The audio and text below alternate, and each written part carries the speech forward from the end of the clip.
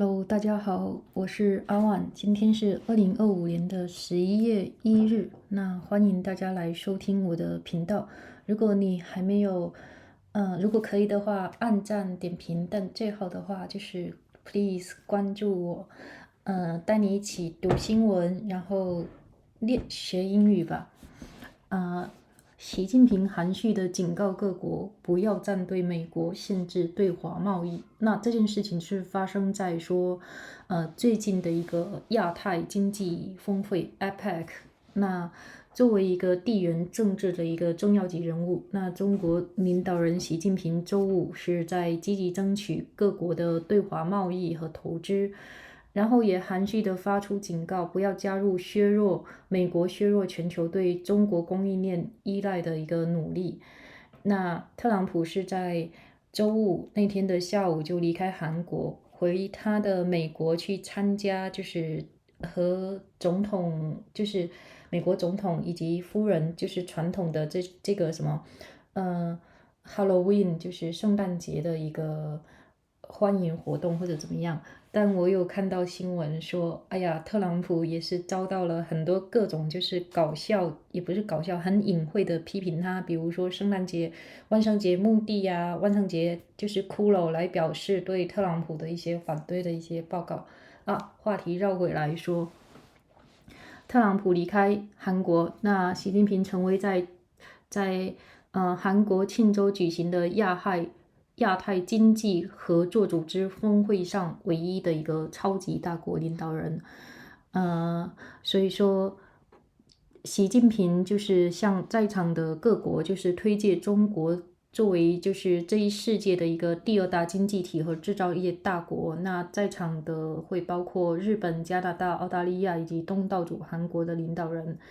所以说甚至的话习近平还遭到特朗普冷遇的加拿大总理卡尼的一个会晤，并向其发起访谈邀请。这个我们在昨天的一篇文章中已经有报道过。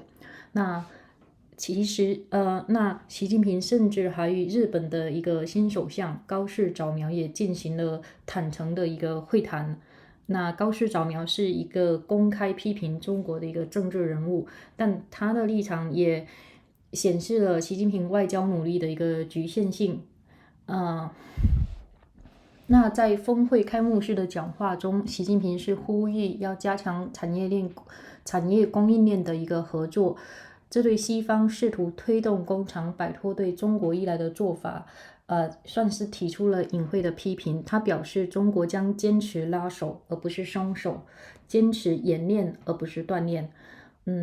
在另一场由中国代表戴维宣读的面向商业领袖的一个讲话中，那习近平也不点名地批评了美国，表示 APEC 组织成员应当反对保护主义，抵制单边霸凌，防止世界重回丛林法则。那中国的近期的举动在一定程度上是削弱了这一呼吁团结的姿态。毕竟本月早些的时候，中国提出了一个全面收紧稀土矿物出口管制的新规。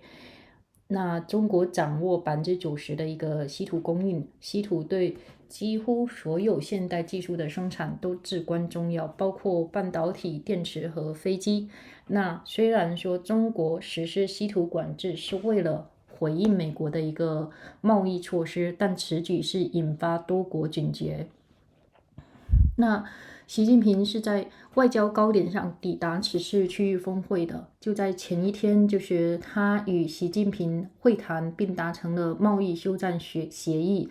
那中国暂缓实施新的稀土出口管制1年，当下是1年。那会后的话，特朗普也是不吝赞美支持。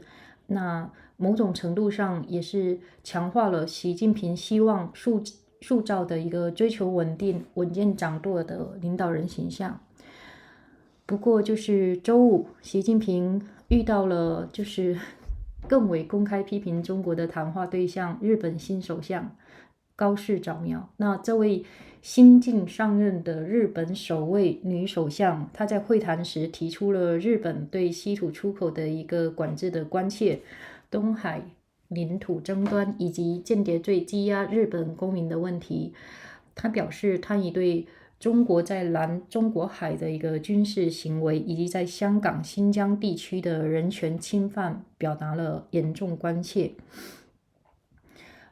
高市早苗说，确实存在尚未解决的问题和意见分歧，但也正因如此，我们才需要直接坦率的沟通。不愧是女首相，就这些问题都很勇敢，也提得非常好。那新加坡南洋理工大学公共政策与全球事务副教授骆明辉表示，中国的稀土管控是中美经济冲突背景下的一种地缘政治筹码的应用，那此举必然引发各方关注。复旦大学中美经济关系专家宋国友则为中国的一个稀土出口政策辩护，称其是对美国对华关税以及美国对技术限制的一个必要回应。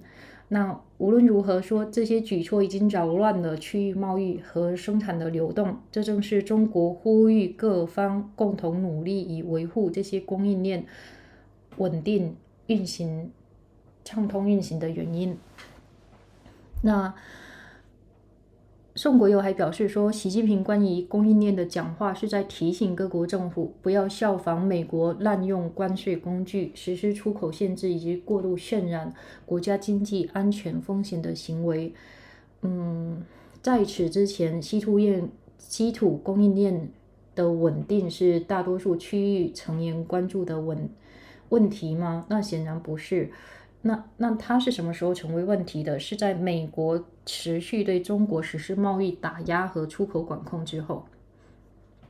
那习近平在庆州以南80公里的釜山与特朗普是举行会晤，促下了美国下调部分对华商品关税，暂停对中国船舶征收港口费，并推出了将阻碍更多中国企业获得美国技术的一个出口管制措施。那作为交换，中国同意恢复美国大豆采购，并暂缓实施稀土出口新规。美国表示，中国还同意采取更多措施遏制芬太尼的一个化学制品流入。那新加坡专家骆明辉是指出，中国利用这一论坛推动了包括中国在内的地区务实合作。习近平还特别提及了一带一路这个中国全球基础设施项目，以及2个经贸协定、区域全面经济伙伴关系协定和全面与进步跨太平洋伙伴关系协定。那这些合作框架将有助于中国应对美国将中国企业排除在国际贸易体系之外的努力。所以说，许多国家和地区国家深陷华盛顿与北京的一个角力之中。那分析人士是表示说，这些国家最好的选择往往是同时深化与双方的关系，以期获得更多利益。所以说，就在上周，那特朗普是与美国、柬埔寨、越南和马来西亚签署了贸易协议，而中国则是升级了与东南亚11国集团的一个贸电协议。所以说，这是东南亚国家一贯的做法，采取一切必要的调整，确保与美国、中国保持稳健的关系。美国前贸易代表现任新加坡东南亚研究资深委员会 Stephen Arson 表示，这篇文章回顾得很好，面面俱到。那具体的话，如果你还留在这里的话，我们一起来读一下英文的部分。如果你有朋友想要练习英文听力，不妨把我的频道推荐给他们。谢谢大家，请大家订阅我。Xi delivers vile warning to nations not to take the U.S. side. China's leader Xi Jinping, the de facto geopolitical heavyweight at an Asian-Pacific Economy Summit on Friday, quoted countries for trade and investment, but also implicit implicitly warned them not to join the United States in reducing the world's reliance on Chinese supply chains. President Trump's departure from South Korea a day earlier meant that Mr. Xi was the sole superpower leader at the Asian-Pacific Economic Cooperation Summit in the city of Qingzhou. At the opening of the meeting, Mr. Xi could be seen smiling and shaking hands with the world leaders and economy and finance ministers who came to greet him. Mr. Xi seized his time in the spotlight to pitch China, the world's second-largest economy and a manufacturing powerhouse, to a room that included the leaders of Japan, Canada, Australia, and the host South Korea, but not everyone in the room was an easy sell. He met with Prime Minister Mark Carney, recently spurned by President Trump, and invited him to visit China. He even had what sounded like a candid meeting with Japan's new leader, Sana Takashi, an outspoken critic of China who appeared to show the limits of Mr. Xi's outreach. Earlier in a speech at the opening of the summit, Mr. Xi called for strengthening of industrial supply chains, making a viral criticism of attempt by the West and to shift factories away from a dependence on China. He said that China would adhere to the principle of joining hands rather than letting go, and extending chains rather than breaking chains.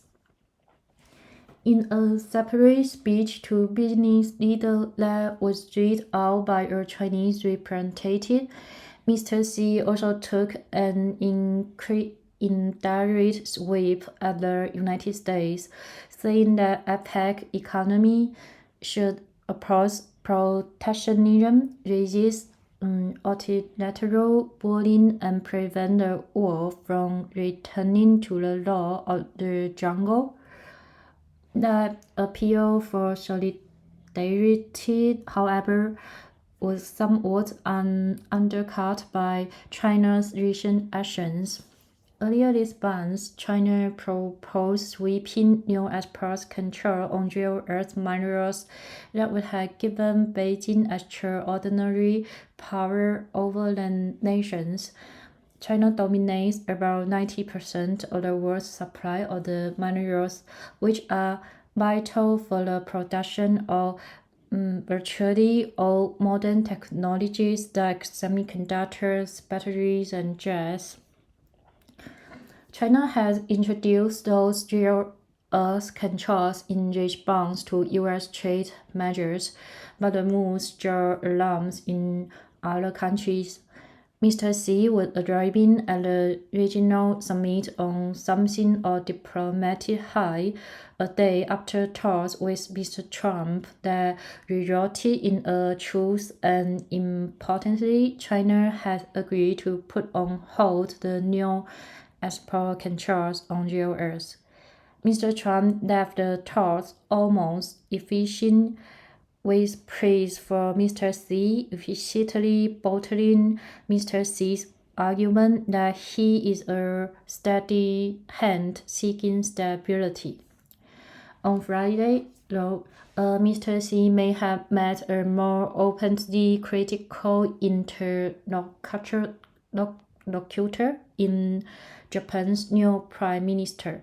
Mr. Takashi told reporters that she raised Japan's concerns about the export controls on rare earths, territorial disputes in the East China Sea, and the detention of Japanese nations in China on espionage charge.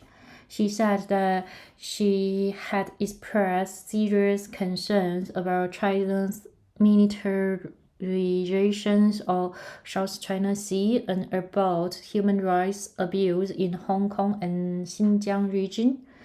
It is true that there are outstanding issues and difference of opinion, Mr. Takachi said, but this is why it is important and that we speak directly and frankly. Dylan Long, an associate professor of public policy and global affairs at Nanyang Technological University in Singapore, said that China's rare earth control was an exercise of geopolitical leverage in the context of the U.S.-China economic conflict, which will have not gone unnoticed. Song Guoyu, an expert on U.S.-China economic relations at Fudan University in Shanghai, defended China's rare earth export regime as a necessary response to U.S. tariffs on China and restrictions on American technology. These actions have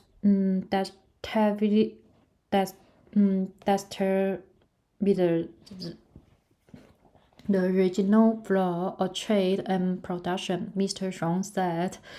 This is precisely why China is calling for joint effort to maintain the stability and smooth operation of these chains.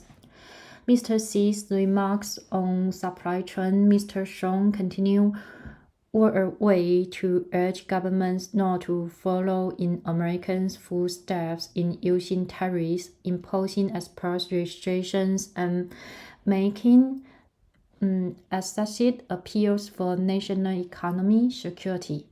Was the stability of the rare earth supply chain a concern for most regional members before? Mr. Song said.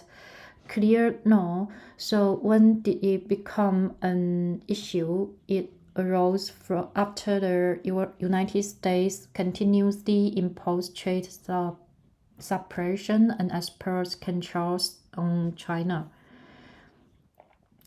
Mr. Xi, meeting with Mr. Trump on Thursday in Busan, a city roughly 15 miles south of Qingzhou, resulted in a reduction in some U.S. tariff on Chinese goods, a suspension of port fees on Chinese ships, and the delay of U.S. export controls that would have prevented more Chinese companies from acquiring American technology.